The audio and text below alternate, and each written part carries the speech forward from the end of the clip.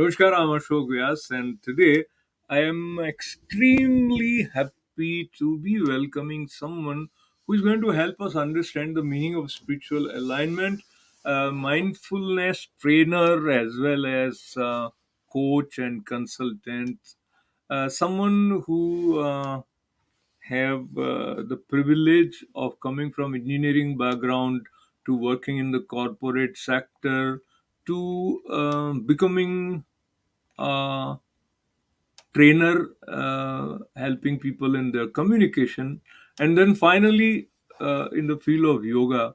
So this gentleman, I would say, is in the pursuit of excellence and wholesomeness of life. Mitesh, namaste. Namaste, Ashok. How are you?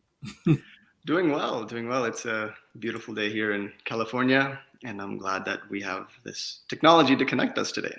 Absolutely. So let's jump right into the theme that we have for us today is spiritual alignment. And so, how do you define what is the meaning of spiritual alignment? Yes, and so this is the name of our organization, the company that we've created, and we chose this name intentionally because oftentimes when we look at our life experiences, we look at it from a very physical aspect that, I have this thing that I can do in the physical world, and we tend to almost dismiss this deeper part of us.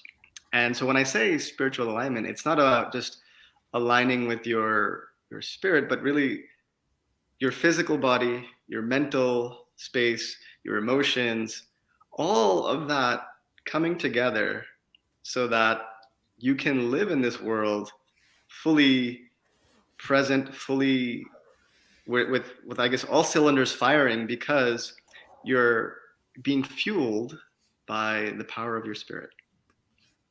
So let's look at the reasons which prevent this from happening. Because as we hear, you are a spirit and not the body, and things like that. So if it is natural, then everyone should be spiritually aligned. Is there something in the way we live which takes away this focus? Well, it's by design. It's by design that we come into this world, what they call this idea of, like as they say in the Bhagavad Gita, like the Maya that we are living in. And so I consider it this way, where the reason why we even have this existence is that we come into this world to get different perspectives on experiencing this human life. And so, this is one thing, but you can look at it from this perspective and it looks completely different from this perspective. It looks completely different from this perspective.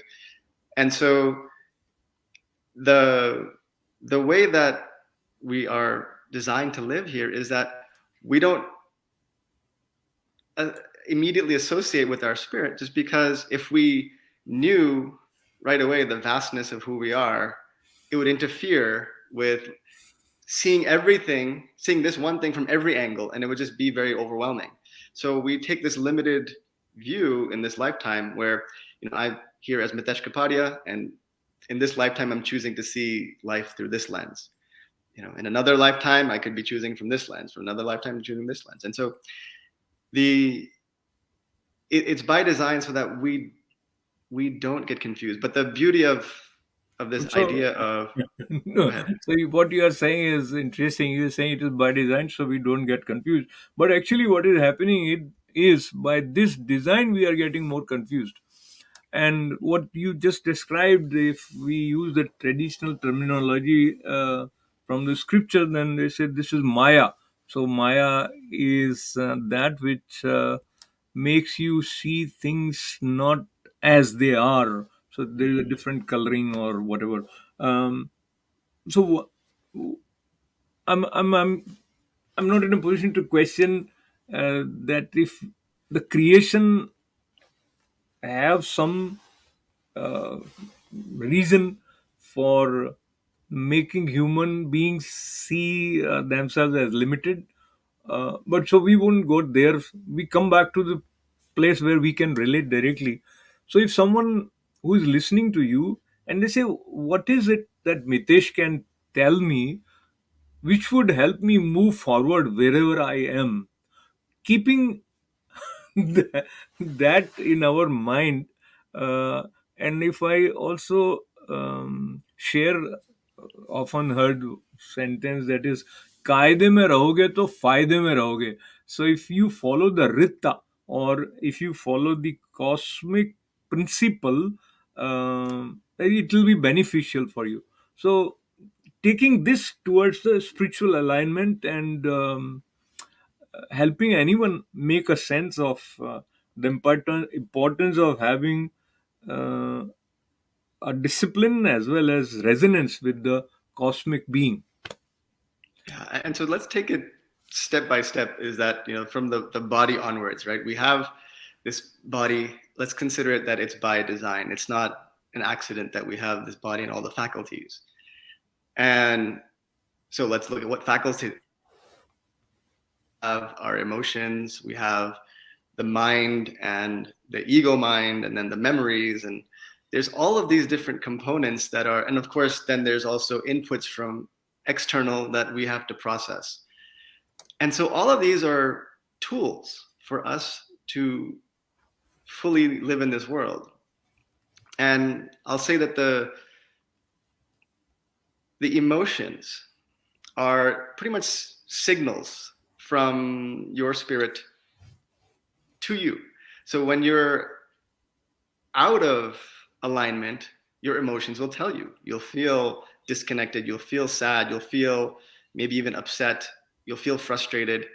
And so your feelings are telling you that, hey, Mitesh, you're not fully aligned with your truth. And that's okay. It's not, there's no judgment around it. It's just a indicator, not to say one is bad or good or whatever, but your emotions are telling you and communicating to you all the time. Your mind is also, in order for your ability to function in this world, your mind takes on this ego, that identity, that this is, hey, I'm Mitesh Kapadia.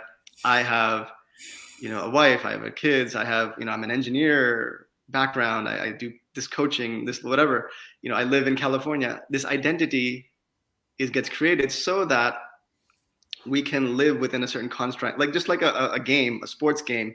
You have certain rules to abide by, and when you play within those rules, you can succeed. But if you don't, then you get disqualified or whatnot. So all of the things that we have currently within us, regardless of whatever is working for you or not working, it's there for a reason. And that's the first place I feel is really helpful for folks, is to start looking at themselves and saying, this is all working in my favor and not working against me. So this is all working in my favor and not working against me. Also remind me of the term placebo effect. Placebo effect in the medical track, where how you perceive creates real impact on your body. So that perhaps is on another subtle level, through mind also you manifest what you believe in. Is that the correct way to put it? In some ways, yeah. So, if we look at in the yoga system, there's these layers that we have about us, right? There's or what they call koshas. There's the Annamaya kosha, there's the Pranmaya kosha, Manomaya kosha, Vignanmaya kosha, and then there's the Anandamaya kosha. And then, so these are all little layers that we have. And what they say is that in that Manomaya, the mind level, is where all disease emanates from. And so it is our beliefs, it is our perceptions, it is our, our experiences that we've taken on and we've held on, that we haven't really come to terms with, that eventually cause things to manifest in a physical way. Where, I have right now something in my shoulder that is really bothering me. and genuinely, there's something I just have some issues with my shoulder, but I know that as I tune into it, that there is some level of tension I've been holding on, and primarily the idea of response. I've just taken a lot of responsibility for things I don't need to, and as a result, it's manifesting in my shoulder ailment. And simple things like this show up all the time for everybody. And so the idea here is that if you can go back to the layer of your mind and say, what is it that's really, what is this belief? What is the perception? What is the thing that is, that I need to get in terms with? Once that's resolved, then things clear up for you. Yeah. Energy starts to move in your body, So, and yeah, you start to self heal.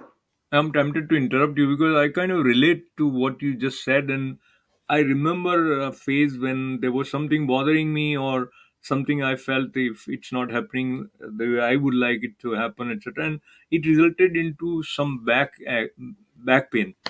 um, and then that thing got resolved. I was okay, and then there was another thing, and then so I think many people probably go across this experience in some or the other degree. So what should we do at that time based on your experience? Well, the first part of it is acceptance that, okay, and awareness that something is there. And rather than trying to fight it, rather than trying to, push against it, the more you try to fight against something, the more resistance it's going to offer. And and that's the first place, is just saying, okay, yeah, there's something that my body is signaling to me. Even if it's stress, that, why is my body signaling stress? Well, oftentimes it might feel like I'm not in a safe spot, right? Where oftentimes when I speak to clients, they have managers that are very demanding of them, or they have work situations that are very difficult and hard to. So they're constantly feeling this pressure that I'm not safe. If I don't perform, I'm going to be booted out, or I'm going to be let go, or I'm going to have this difficult conversation with my manager. And so that stress builds up internally. And so we all feel it, but how do we transcend it? And that's the next part, is that first place is feeling it and saying, okay, it's there. Second part is, okay, why is it showing up? And when I dig deeper with clients, oftentimes they say that, you know, I just don't feel like I'm in my power. Or they say, my manager's here and I'm here, and I have to prove my worth to him.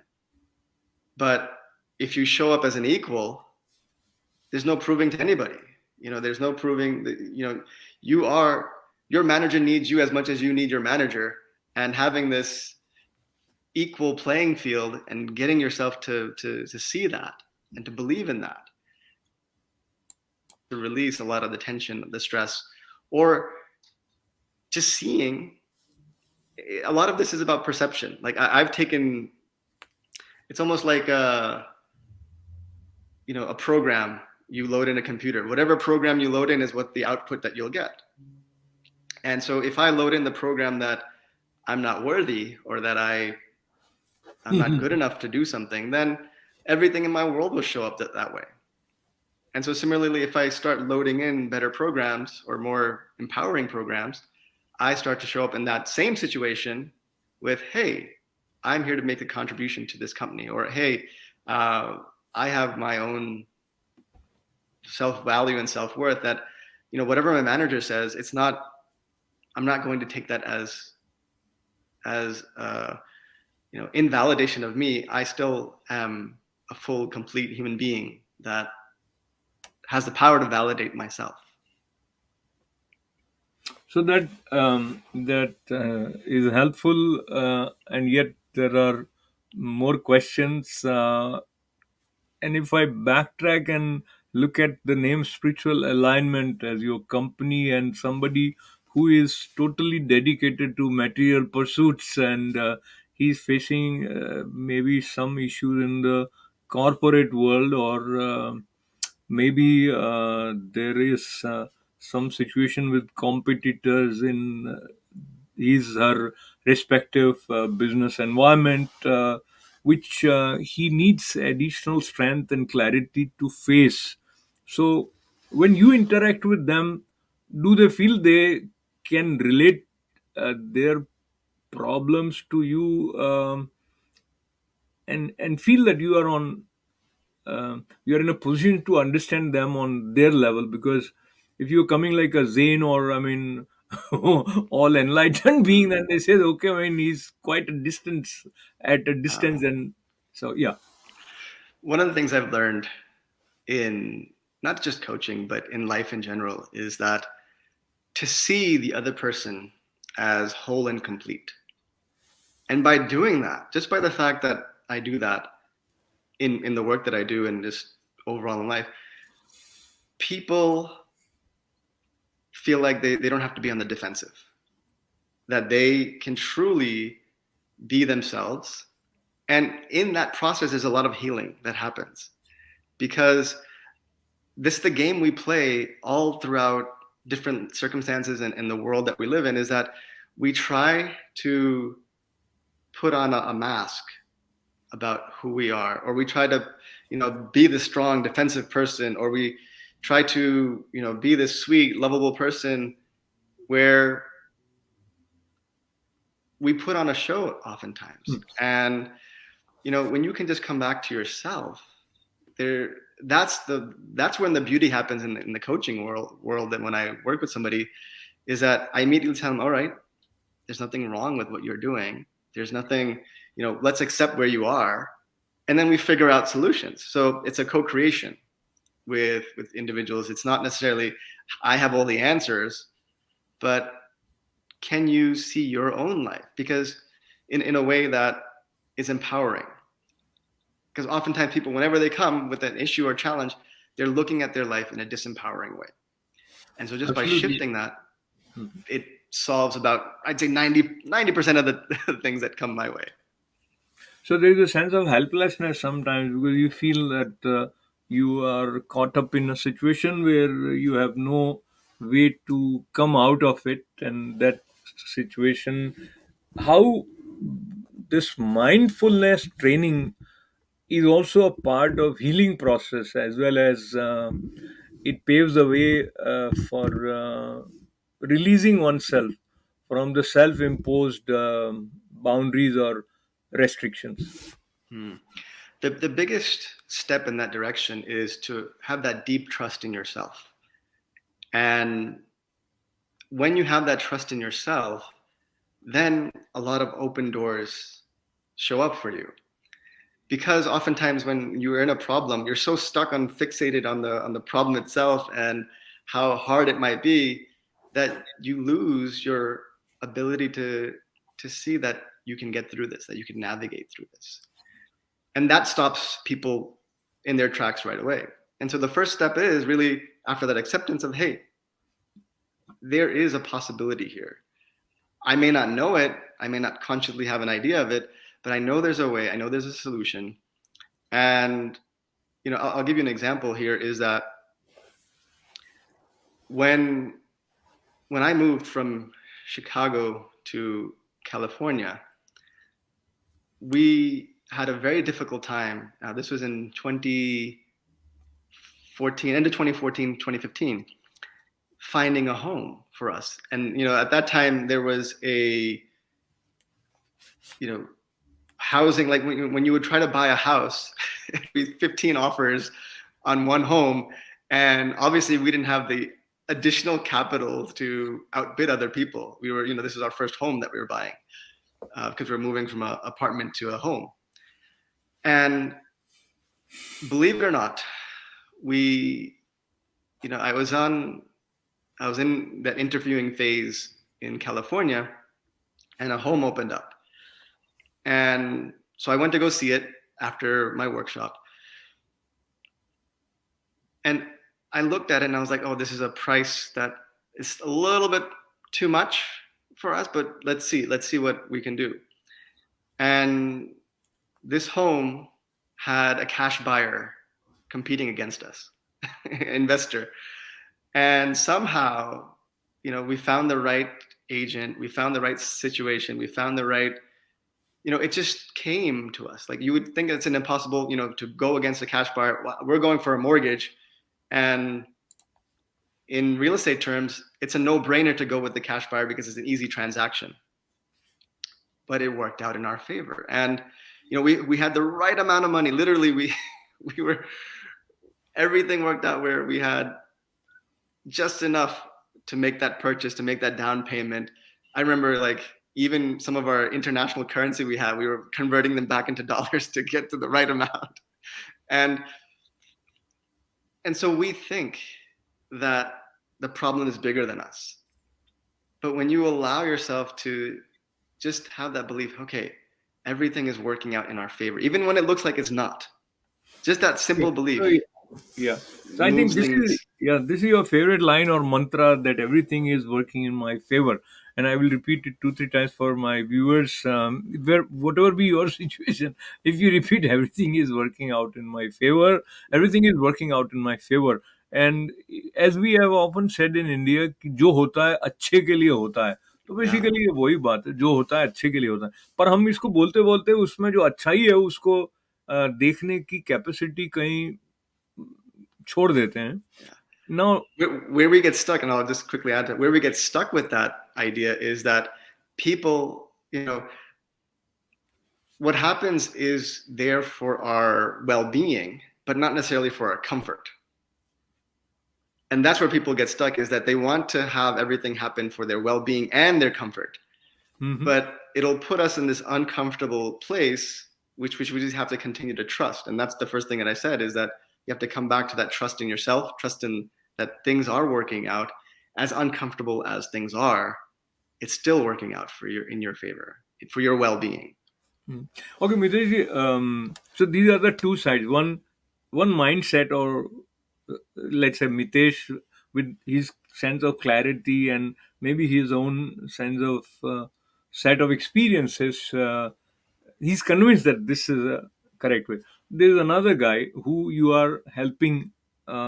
Let's say you are consulting somebody, and uh, so far, based on your experience, how much of your, if I call it a conviction, gets transferred and is applied by people who you help, or sometimes you may you may not accept, but is there any some sense of frustration sometimes that I'm trying to tell him this, he can't see it this way? Because that is, even if they don't tell you that is happening, I think, because what I'm listening, and I also hear many people talking about manifestation, or the um,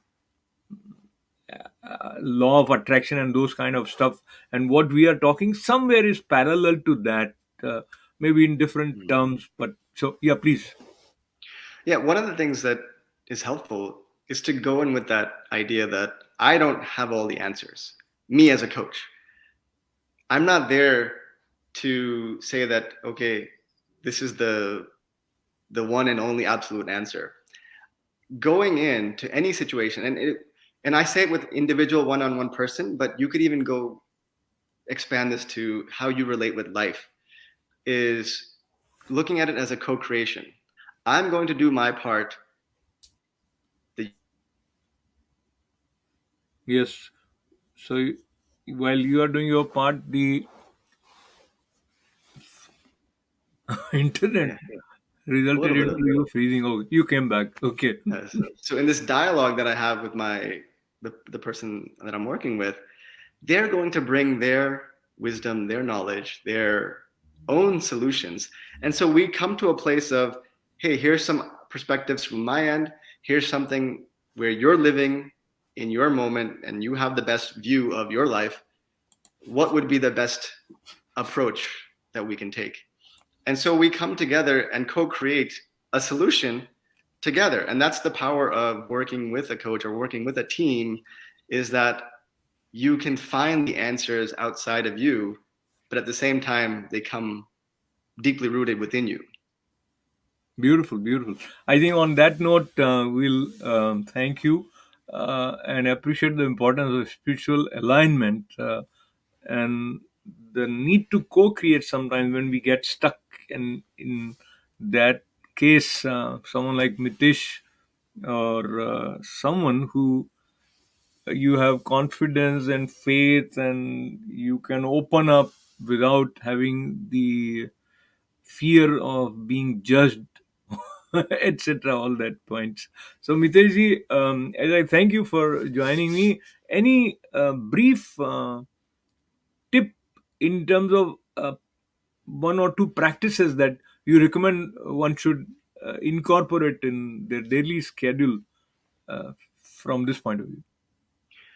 Yeah. So the first tip is really, so there's a couple of things. The first is remember that these key elements of that everything is working out in my favor, not necessarily for my comfort. Secondly, that trusting whatever you have, that your life doesn't put anything that you're not ready for in front of you. So whatever is happening in your life, you are absolutely capable and ready for to handle. As much as it seems it's overwhelming, it wouldn't show up if you weren't ready for it.